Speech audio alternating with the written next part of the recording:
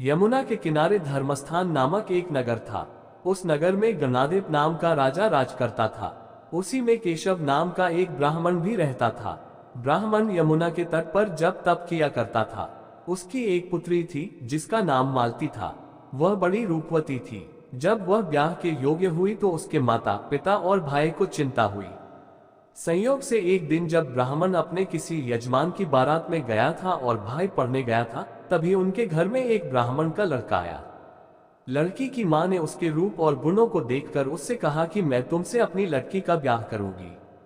होनहार की बात कि उधर ब्राह्मण पिता को भी एक दूसरा लड़का मिल गया और उसने उस लड़के को भी यही वचन दे दिया।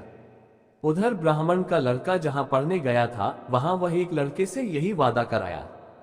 कुछ समय बाद बाप बेटे घर में इकट्ठे हुए तो देखते क्या है कि वहां एक तीसरा लड़का और मौजूद है। दो उनके साथ आए थे। अब क्या हो? ब्राह्मण, उसका लड़का और ब्राह्मणी बड़े सोच में पड़े। दैवयोग से हुआ क्या कि लड़की को सांप ने काट लिया और वह मर गई। उसके बाप भाई और तीनों लड़कों ने बड़ी भाग दौड़ की, जहर झाड़ने वालों को बुलाया, पर कोई नतीजा न निकला। सब अपनी अपनी करके चले गए। दुखी होकर वे उस लड़की को शमशान में ले गए और क्रियाकर्म कराए। तीनों लड़कों में से एक ने तो उसकी हड्डियां चुन ली और फकीर बनकर जंगल में चला गया। दूसरे ने राख की गठरी बांधी और वहीं झोपड़ी डालकर रहने लगा। तीसरा योगी होकर देश देश घूमने लगा। एक दिन की बात है, वह तीसरा लड़का घूमते घामते किसी नगर में पहुंचा और एक ब्राह्मणी के घर भोजन करने बैठा। जैसे ही उस घर की ब्राह्मणी भोजन परोसने आई कि उसके छोटे लड़के ने उसका आंचल पकड़ लिया। ब्राह्मणी से अपना आंचल छुड़ता नहीं था। ब्राह्मणी को बड़ा गुस्सा आया। उसने अपने लड़के को झिड़का, मारा पीटा, फिर भी वह न माना तो ब्राह्मणी ने उसे उठाकर जलते चूल्हे में पटक दिया। लड़का जलकर राख हो गया। ब्राह्मण बिना भोजन किए ही उठ खड़ा हुआ। घर वालों ने बहुतेरा कहा, पर वह भोजन करने के लिए राजी न हुआ। उसने कहा, जिस घर में ऐसी राक्षसी हो उसमें मैं भोजन नहीं कर सकता। इतना सुनकर वह आदमी भीतर गया और संजीवनी विद्या की पोथी लाकर एक मंत्र पढ़ा।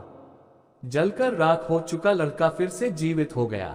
ये देखकर ब्राह्मण सोचने लगा कि अगर यह पोथी मेरे हाथ पड़ जाए तो मैं भी उस लड़की को फिर से जिला सकता हूँ। इसके बाद उसने भोजन किया और वहीं ठहर गया। जब रात को सब खा पीकर सो गए तो वह ब्राह्मण चुपचाप वह पोथी लेकर चल दिया।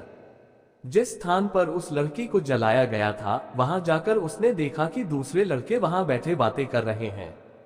इस ब्राह्मण के ये कहने पर कि उसे संजीवनी विद्या की पोथी मिल गई है और वह मंत्र पढ़कर लड़की को जिला सकता है, उन दोनों ने हड्डियां और राख निकाली। ब्राह्मण ने जैसे ही मंत्र पढ़ा वह लड़की जी उठी। अब तीनों उसके पीछे आपस में झगड़ने लगे। इतना कहकर बेताल बोला, राजा बताओ कि वह लड़की किसकी स्त्री होनी चाहिए। राजा ने जवाब दिया, जो वहां कुटिया बनाकर रहा उसकी। बेताल ने पूछा, क्यों? राजा बोला, जिसने हड्डियां रखी वह तो उसके बेटे के बराबर हुआ। जिसने विद्या सीखकर जीवन दान दिया वह बाप के बराबर हुआ। जो राख लेकर रमा रहा वही उसकी हकदार है। राजा का ये जवाब सुनकर बेताल फिर पेड़ पर जा लटका। राजा को फिर लौटना पड़ा और जब वह उसे लेकर चला तो बेताल ने तीसरी कहानी सुनाई। वर्धमान नगर में रूपसेन नाम का राजा राज करता था। एक दिन उसके यहाँ वीरवर नाम का एक राजपूत नौकरी के लिए आया। राजा ने उससे पूछा कि उसे खर्च के लिए क्या चाहिए तो उसने जवाब दिया, 1000 तोले सोना।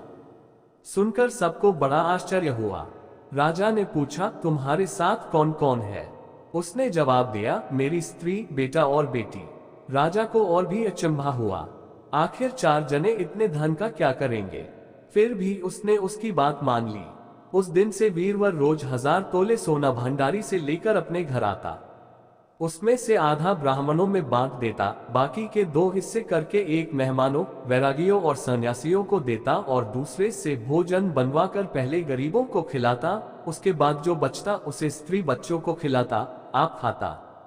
काम यह था कि शाम होते ही ढाल तलवार लेकर राज के पलंग की चौकीदारी करता।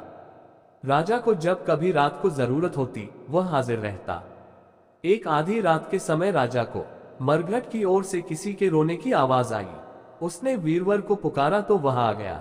राजा ने कहा, जाओ पता लगाकर आओ कि इतनी रात गए ये कौन रो रहा है और क्यों रो रहा है। वीरवर तत्काल वहां से चल दिया।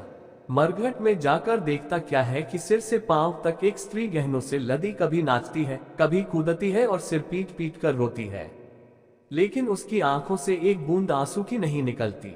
वीरवर ने पूछा, तुम कौन हो, क्यों रोती हो? उसने कहा, मैं राजलक्ष्मी हूँ। रोती इसलिए हूँ कि राजा विक्रम के घर में खोटे काम होते हैं, इसलिए वहां दरिद्रता का डेरा पड़ने वाला है। मैं वहां से चली जाऊंगी और राजा दुखी होकर 1 महीने में मर जाएगा। सुनकर वीरवर ने पूछा, इससे बचने का कोई उपाय है? स्त्री बोली, हाँ है। यहाँ से पूरब में 1 योजन पर एक देवी का मंदिर है।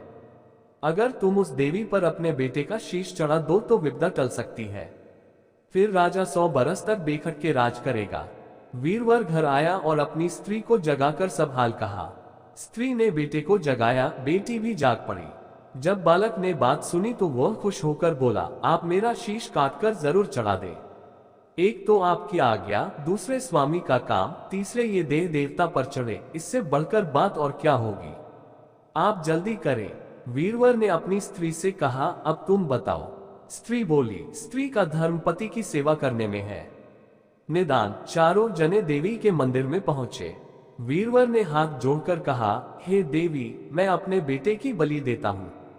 मेरे राजा की 100 बरस की उम्र हो। इतना कहकर उसने इतने जोर से खांदा मारा कि लड़के का शीश धड़ से अलग हो गया। भाई का ये हाल देखकर बहन ने भी खांदे से अपना सिर अलग कर डाला।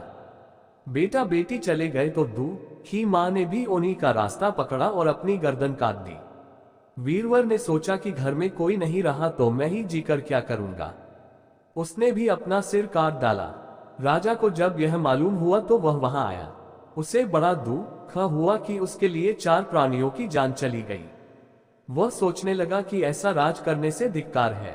ये सोच उसने तलवार उठा ली और जैसे ही अपना सिर काटने को हुआ कि देवी ने प्रकट होकर उसका हाथ पकड़ लिया। बोली, राजन, मैं तेरे साहस से प्रसन्न हूँ। तू जो वर मांगेगा सो दूंगी। राजा ने कहा, देवी तुम प्रसन्न हो तो इन 4 को जिला दो। देवी ने अमृत छिड़ककर उन 4 को फिर से जिला दिया। इतना कहकर बेताल बोला, राजा बताओ सबसे ज्यादा पुण्य किसका हुआ? राजा बोला, राजा का। बेताल ने पूछा, क्यों? राजा ने कहा, इसलिए कि स्वामी के लिए चाकर का प्राण देना धर्म है, लेकिन चाकर के लिए राजा का राजपाट को छोड़ जान को तिनके के समान समझकर देने को तैयार हो जाना बहुत बड़ी बात है। ये सुन बेताल गायब हो गया और पेड़ पर जा लटका। बेचारा राजा दौड़ा दौड़ा वहां पहुंचा और उसे फिर पकड़कर लाया तो बेताल ने चौथी कहानी कही।